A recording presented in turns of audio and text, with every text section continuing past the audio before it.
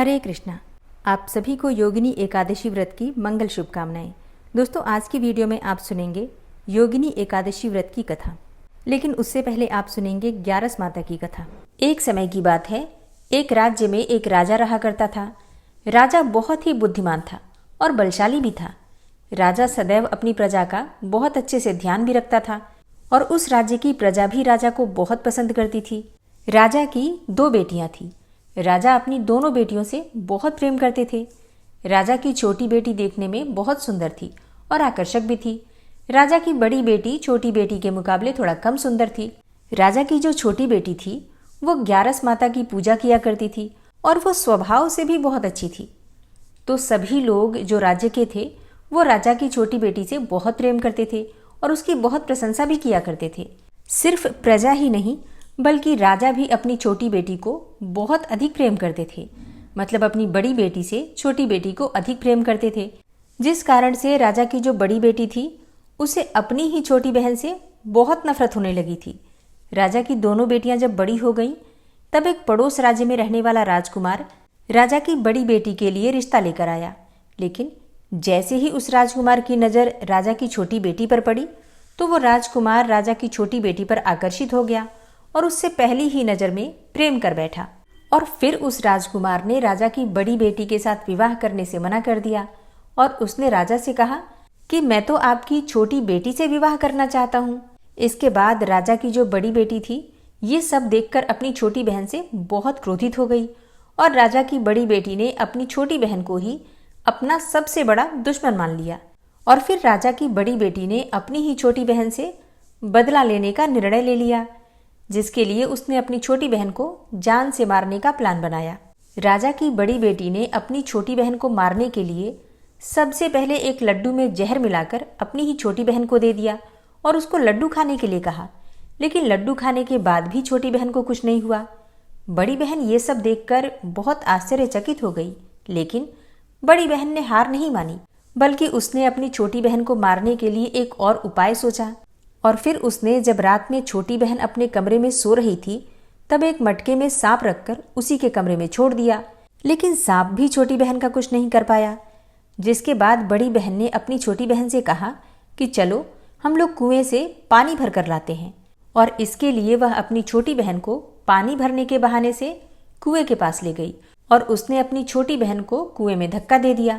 लेकिन छोटी बहन को तब भी कुछ नहीं हुआ, क्योंकि हर समय ग्यारस माता उसकी रक्षा कर रही थी।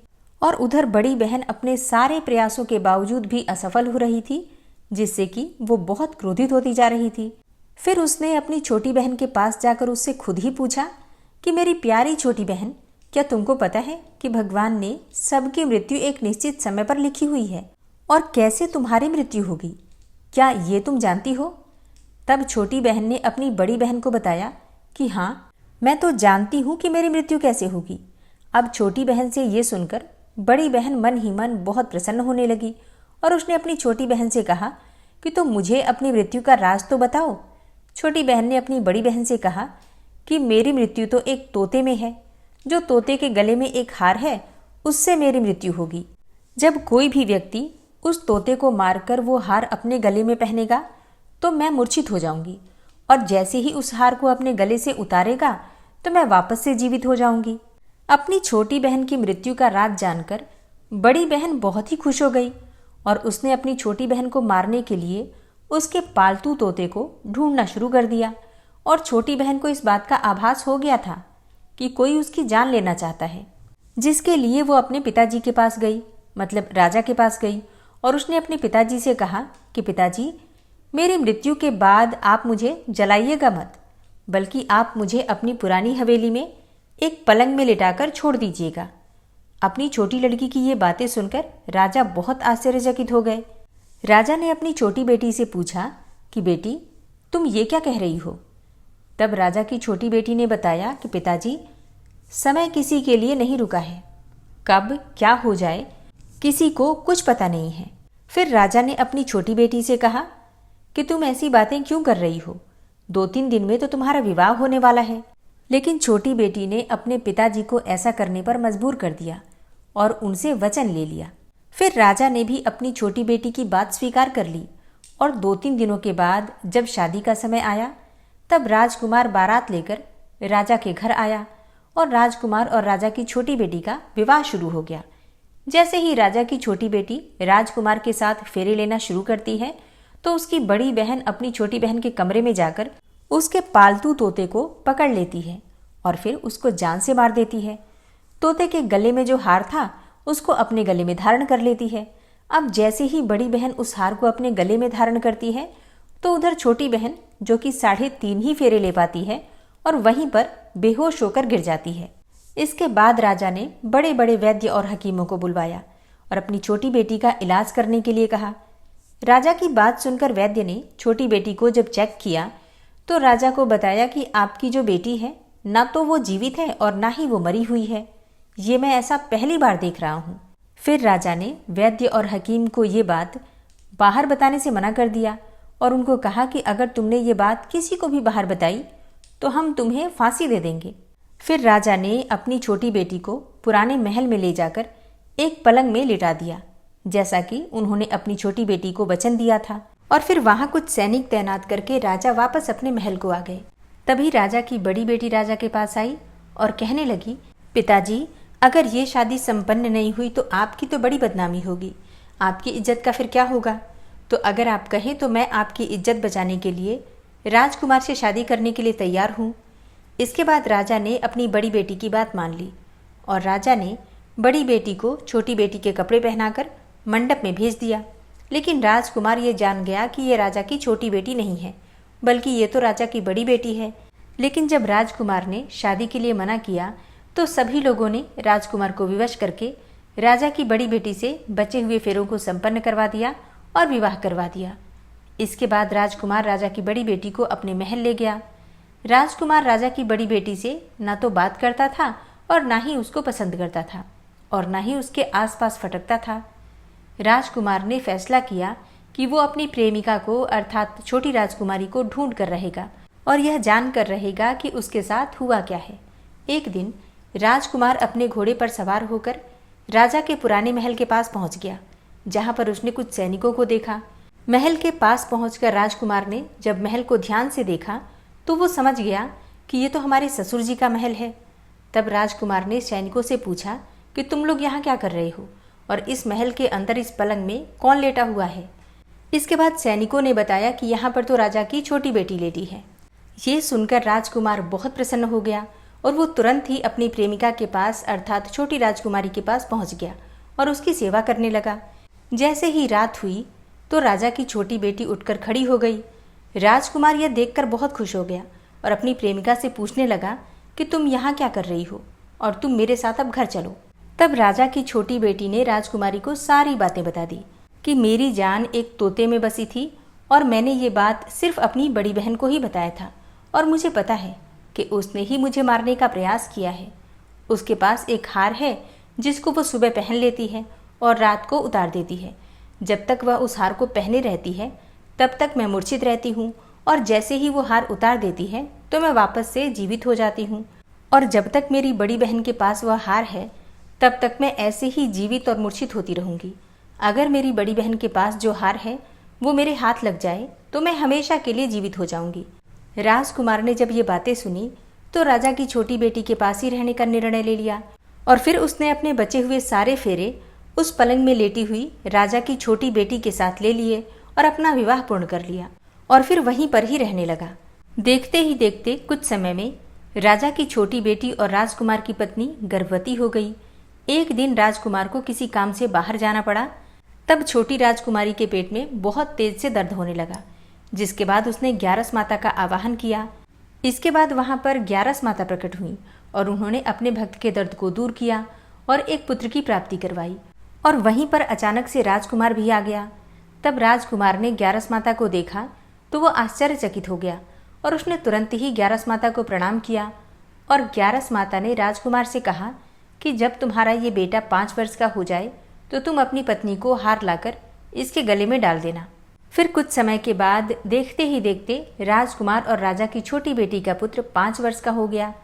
तो राजकुमार अपने बेटे से बोला कि बेटा, मैं कुछ काम से बाहर जा रहा हूँ, तुम अपनी माता का ध्यान रखना।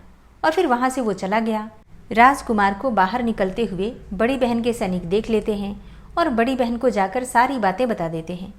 इसके बाद बड़ी बहन अपनी छोटी बहन के पुत्र को वहां से उठवा लेती है और उसको मरवा देती है। छोटी बेटी के पुत्र के 2 टुकड़े करवा देती है। पहला टुकड़ा चक्की के पास छुपा देती है और दूसरा टुकड़ा अपनी पलंग के नीचे रख देती है। अब ग्यारस माता भिखारी का रूप लेकर आती हैं और एक भिखारी का रूप रखकर बड़ी बहन के पास चली जाती हैं। इसके बाद वहां पर भिक्षा मांगने लगती हैं। बड़ी बहन अपने नौकरों से कहती है कि जाकर भिक्षा दे दो, लेकिन जैसे ही नौकर ग्यारस माता को भिक्षा देने के लिए जाते हैं तो माता उन्हें मना कर देती हैं और कहती हैं कि मैं तुम्हारी महारानी से ही भिक्षा लूंगी।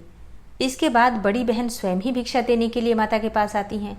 तब माता एक बिल्ली का रूप लेकर उसके कमरे में जाती हैं और वहां पर छोटी बेटी के पुत्र के जो 2 टुकड़े होते हैं उन्हें आपस में जोड़ देती हैं और फिर उस पुत्र को जीवित करके वहां से लेकर चली जाती हैं। फिर कुछ दिनों के बाद राजकुमार अपने बेटे को लेकर बड़ी राजकुमारी के पास जाता है। राजकुमारी उस बच्चे को देखकर आश्चर्यचकित हो जाती है, लेकिन राजकुमार के सामने कोई भी बात प्रकट नहीं करती है। राजकुमार कहता है कि तुम इस बच्चे का अच्छे से ध्यान रखना। अगर तुम इस बच्चे का अच्छे से ध्यान रखोगी तो मैं तुमसे बात करूंगा। अब एक दिन राजकुमार अपने बच्चे से कहता है कि तुम बड़ी राजकुमारी के पास जाकर उनसे उनके गले का हार मांग लो। इसके बाद राजकुमार का लड़का अपनी मम्मी के पास अर्थात बड़ी राजकुमारी के पास जाकर कहता है, मम्मी मुझे तुम्हारा हार चाहिए जो तुमने गले में पहन रखा है। अब ये सुनकर पहले तो बड़ी बहन अर्थात बड़ी राजकुमारी बहुत क्रोधित होती है, परंतु उसको याद आता है कि राजकुमार ने कहा था कि अगर मैं इस बच्चे का ध्यान अच्छे से रखूंगी तो ही वो मुझसे बात करेंगे। इसलिए वो उस बच्चे को उस हार को दे देती है और तुरंत ही वो बच्चा उस हार को लेकर जाता है और अपने पिताजी को अर्थात राजकुमार को दे देता है। और तभी राजकुमार अपने बेटे को लेकर वहां से जाने लगता है और फिर बड़ी राजकुमारी से कहता है कि तुम हमारे लिए खाना बनाकर रखना, मैं शाम को आकर तुम्हारे साथ खाना खाऊंगा। और वो अपने बेटे को लेकर वहां से चला जाता है। इसके बाद वो राजा के पास जाता है और उनको सारी बातें बता देता है। राजा अपनी बड़ी बेटी की ऐसी करतूत सुनकर बहुत क्रोधित होते हैं और अपनी परवरिश पर ही दोष देने लगते हैं और राजकुमार को अपनी छोटी बेटी के साथ रहने के लिए आदेश दे देते हैं। ग्यारस माता की कृपा से राजकुमार और राजा की छोटी बेटी अपने बच्चे के साथ बहुत ही प्रेम से सुखपूर्वक अपना जीवन बिताते हैं। हे ग्यारस माता, जैसे आपने राजा की छोटी बेटी पर कृपा करी वैसे ही हम सब पर भी करना। कहानी कहने वाले, सुनने वाले और हुंकारा भरने वाले सब पर अपनी कृपा बनाए रखना। तो प्रेम से बोलिए ग्यारस माता की जय। योगिनी एकादशी व्रत की कथा। धर्मराज युधिष्ठिर कहने लगे कि हे भगवान, मैंने ज्येष्ठ मास की शुक्ल पक्ष की एकादशी व्रत का महात्म्य सुना। अब कृपया आषाढ़ मास की कृष्ण पक्ष की एकादशी की कथा भी सुनाइए। इसका नाम क्या है, महात्म्य क्या है और इस व्रत को करने की विधि क्या है, यह भी बताइए। तब भगवान श्री कृष्ण कहने लगे, हे राजन, आषाढ़ कृष्ण एकादशी का नाम है योगिनी। इसके व्रत करने से समस्त पाप नष्ट हो जाते हैं। यह इस लोक में भोग और परलोक में मुक्ति देने वाली है। यह तीनों लोकों में प्रसिद्ध है। मैं तुमसे पुराणों में वर्णन की हुई कथा कहता हूँ, तुम ध्यानपूर्वक सुनो। स्वर्ग धाम की अलकापुरी नामक नगरी में कुबेर नाम का एक राजा रहता था। वह शिव भक्त था और प्रतिदिन भगवान शिव की पूजा किया करता था। हेम नाम का एक माली था जो प्रतिदिन उसकी पूजा के लिए उसके यहाँ फूल लाया करता था। हेम की विशालाक्षी नाम की सुंदर स्त्री थी। एक दिन वह मानसरोवर से फूल तो ले आया, लेकिन कामासक्त होने के कारण वह अपनी स्त्री के साथ हास्य विनोद तथा रमण करने लगा। इधर राजा उसकी राह दोपहर तक देखता रहा। अंत में राजा कुबेर ने सेवकों को आज्ञा दी कि तुम लोग जाकर माली के ना आने का कारण पता करो, क्योंकि वह अभी तक पुष्प लेकर नहीं आया। सेवकों ने कहा कि महाराज, वह पापी अति कामी है, वह अपनी स्त्री के साथ हास्य विनोद और रमण कर रहा होगा। यह सुनकर कुबेर ने क्रोधित होकर उसे बुलाया। हेममाली राजा के भय से कांपता हुआ उपस्थित हुआ। तब राजा कुबेर ने क्रोध में आकर कहा, अरे पापी, नीच, कामी, तूने मेरे परम पूजनीय ईश्वरों के भी ईश्वर श्री शिवजी महाराज का अनादर किया है। इसीलिए मैं तुझे शाप देता हूँ कि तू स्त्री का वियोग सहेगा और मृत्यु लोक में जाकर कोढ़ी होगा। कुबेर के शाप से हेममाली का स्वर्ग से तुरंत ही पतन हो गया और वह उसी क्षण पृथ्वी पर गिर पड़ा और भूतल पर आते ही उसके शरीर में श्वेत कोढ़ हो गया। उसकी स्त्री भी उसी समय अंतर्ध्यान हो गई। मृत्यु लोक में आकर माली ने महान दुख भोगे। भयानक जंगलों में जाकर बिना अन्न और जल के भटकता रहा। रात्रि को निद्रा भी नहीं आती थी, परंतु शिव जी की पूजा के प्रभाव से उसको पिछले जन्म की स्मृति का ज्ञान अवश्य रहा। इसी प्रकार घूमते घूमते एक दिन वह मार्कंडे ऋषि के आश्रम में पहुंच गया, जो ब्रह्मा से भी अधिक वृद्ध थे और जिनका आश्रम ब्रह्मा की सभा के समान ही लगता था। हेममाली वहां जाकर उनके चरणों में गिर पड़ा। उसको देखकर मार्कंडे ऋषि बोले, तुमने कौन से ऐसे पाप किए हैं जिससे कि तुम कोढ़ी होकर महान दुख भोग रहे हो। तब हेममाली बोला, हे मुनि, कुबेर का सेवक हूँ मैं, और मैं राजा की पूजा के लिए प्रतिदिन पुष्प लाया करता था। एक दिन अपनी स्त्री के साथ विहार करते करते देर हो गई और दोपहर तक पुष्प लेकर नहीं पहुंचा, तो उन्होंने मुझे श्राप दे दिया कि तू अपनी स्त्री का वियोग सहते हुए मृत्युलोक में जाकर कोढ़ी बनकर दुख भोग। इससे मैं कोढ़ी हो गया और महान कष्टों को भोग रहा हूँ। आप कोई ऐसा उपाय बतलाइए जिससे कि मेरी मुक्ति हो। हेममाली की यह व्यथा सुनकर ऋषि बोले, तूने मेरे सन्मुख सत्य वचन कहे हैं, इसीलिए मैं तेरे उद्धार के लिए एक व्रत बताता हूँ। यदि तू आषाढ़ मास के कृष्ण पक्ष की योगिनी नामक एकादशी का विधिपूर्वक व्रत करेगा तो तेरे समस्त पाप नष्ट हो जाएंगे। इस पर हेममाली बहुत प्रसन्न हुआ और मुनि के वचनों के अनुसार योगिनी एकादशी का विधिपूर्वक व्रत किया, जिसके प्रभाव से वह फिर से अपने पुराने रूप में आ गया और अलकापुरी में पहुंचकर अपनी स्त्री के साथ आनंदपूर्वक रहने लगा। भगवान श्री कृष्ण कहते हैं, हे राजन, इस योगिनी एकादशी की कथा पढ़ने अथवा सुनने का फल ही 88 सहस्त्र ब्राह्मणों को भोजन कराने के बराबर है, जबकि इसका व्रत करने पर तो समस्त पाप दूर होकर अंत में स्वर्ग की प्राप्ति होती ही है। भगवान श्री कृष्ण कहते हैं, आषाढ़ मास के कृष्ण पक्ष की इस एकादशी को भगवान नारायण की पूजा आराधना की जाती है। श्रीमन नारायण भगवान विष्णु का ही एक नाम है, अतः अन्य एकादशियों के समान ही भगवान विष्णु अथवा उनके लक्ष्मी नारायण स्वरूप की पूजा आराधना करें और दान आदि की क्रियाएं पूर्ण करें। इस एकादशी का व्रत करने से संपूर्ण पापों का क्षय होता है और पीपल का पेड़ काटने जैसे पापों तक से मुक्ति मिल जाती है। किसी के दिए हुए शाप तक का निवारण हो जाता है योगिनी एकादशी का व्रत करने से। इस व्रत को करने वाला इस लोक में सभी सुखों को भोग कर अंत में मोक्ष को प्राप्त करके हरि चरणों में निवास करता है, ऐसा भगवान श्री कृष्ण ने स्वयं कहा है। तो प्रेम से बोलिए भगवान श्री कृष्ण की जय।